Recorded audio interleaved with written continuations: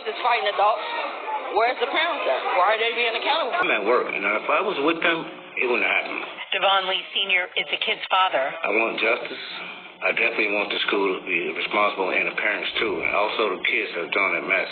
Hatter, who says her whole body hurts, says she's trying to be there for her children who have endured so much trauma. They both is devastated. They keep talking about it.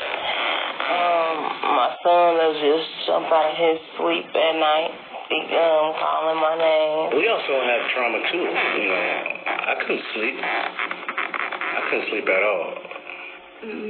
But I had to force myself to sleep because every time I close my eyes, I see the video. Okay, so we all seen the little video of this little meathead girl being interviewed. The lady in the middle, the dark-skinned lady with the long weave, and then there was a woman on her left, looked like she had on a pajama set with glasses, and then was a light-skinned, fair-complected girl to the right of her. So what I got here, they said this child is a homecoming queen. She's a cheerleading captain.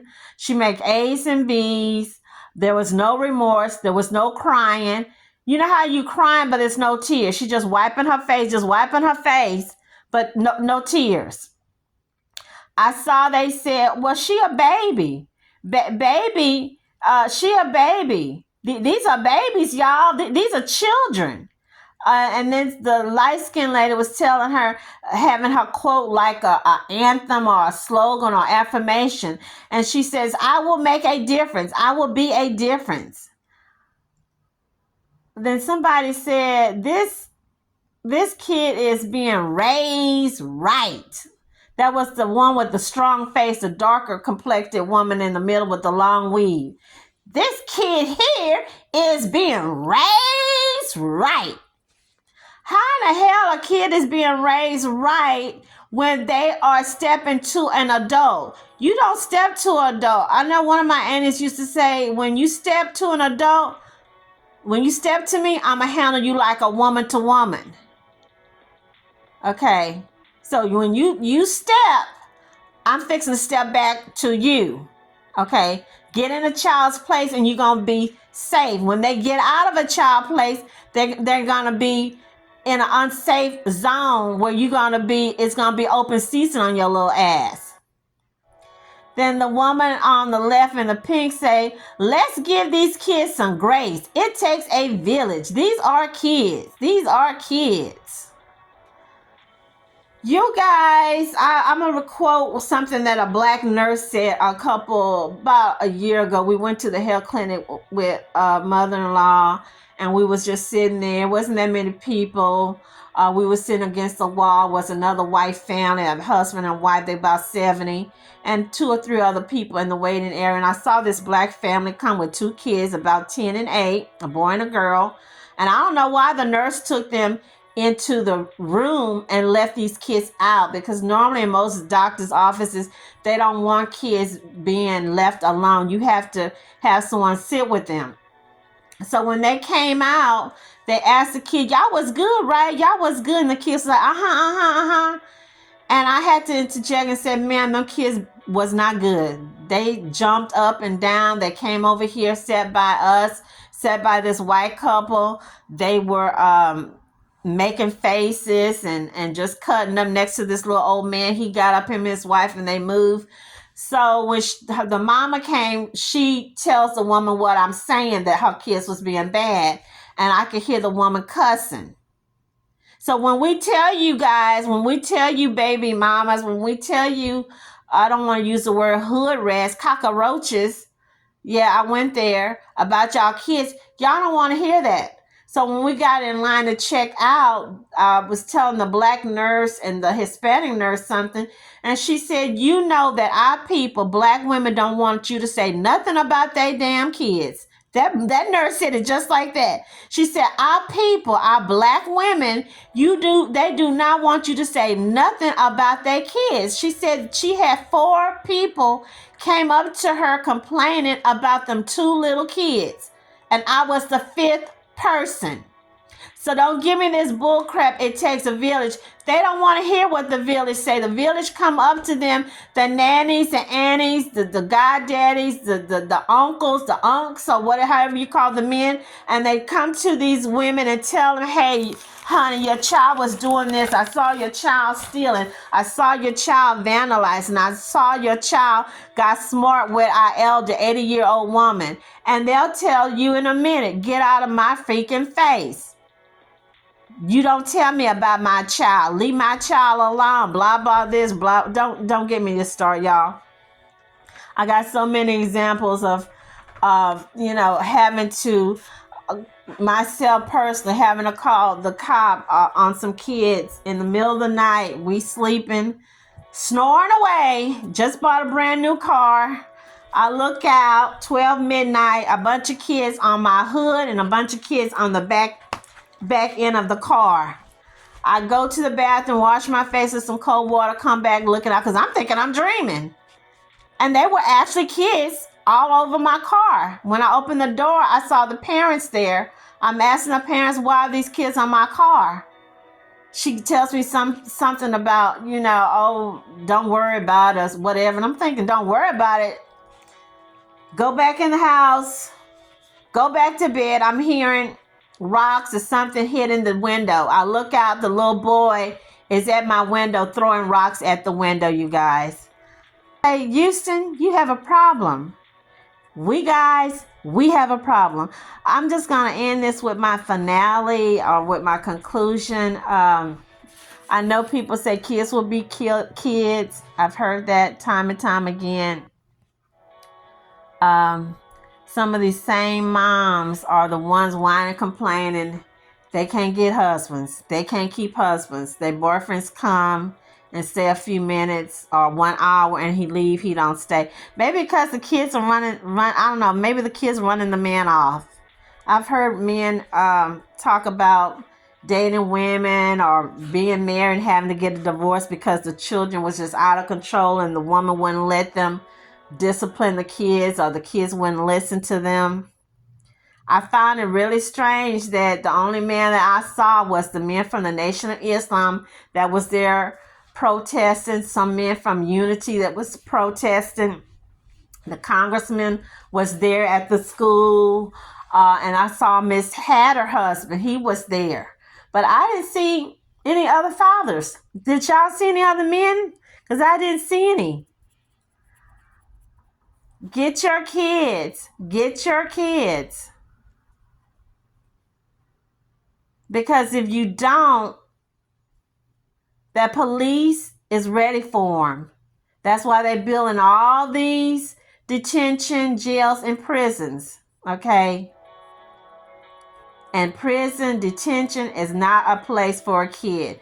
I have a story about that. A man called our local radio gospel station, and he said that he remembered a kid that was real bad in the community, and that little boy was, I guess, locked up.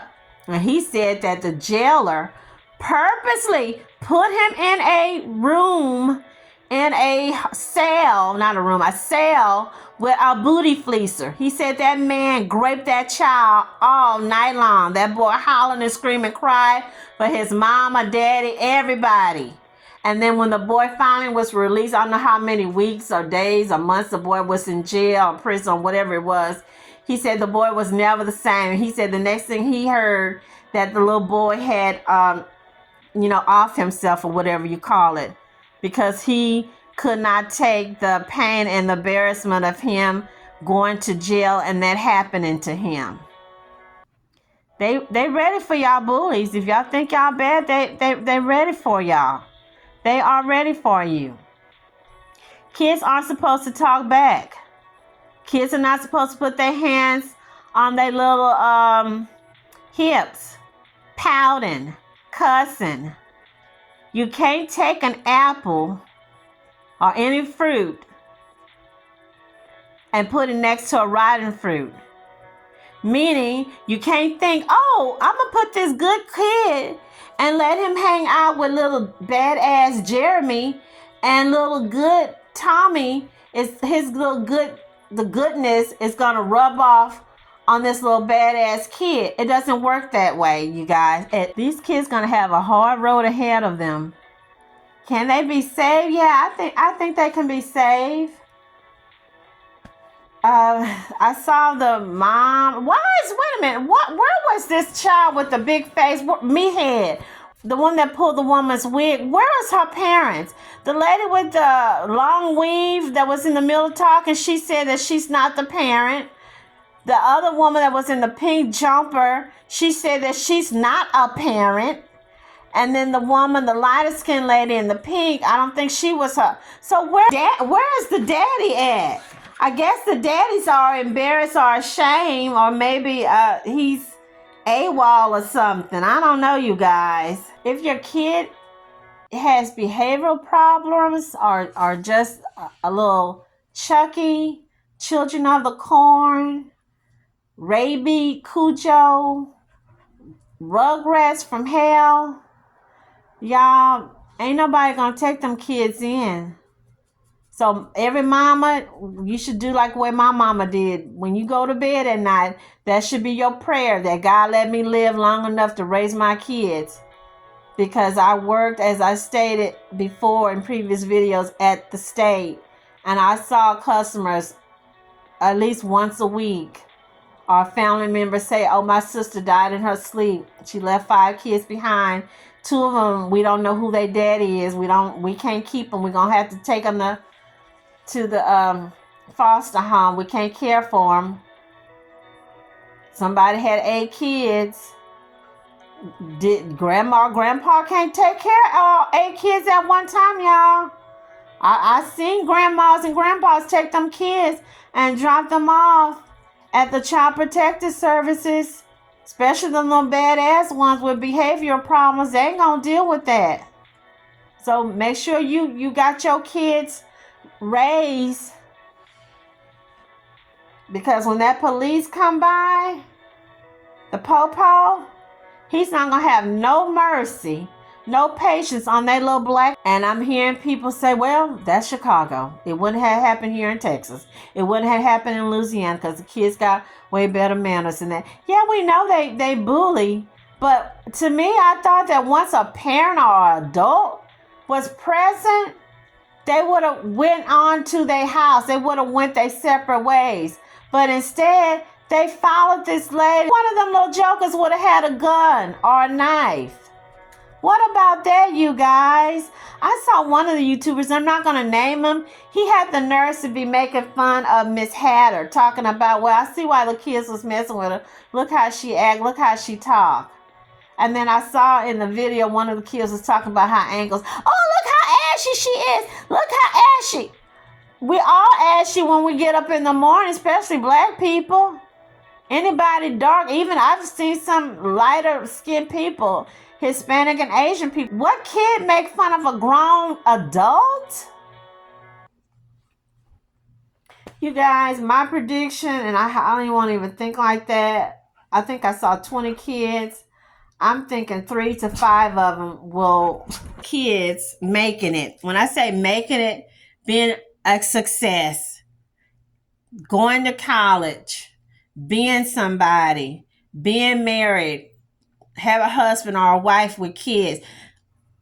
I want to know, why are boys jumping in girls' fight? Them boys, the 2 boys that I saw, they need whatever is the strictest, hardest punishment they can give them. They need it. I'm tired of these little punks. That's right.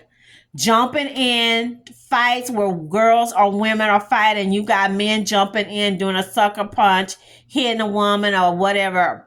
I'm tired of it. Seeing those kids pull that woman's wig, I tell y'all, words cannot describe.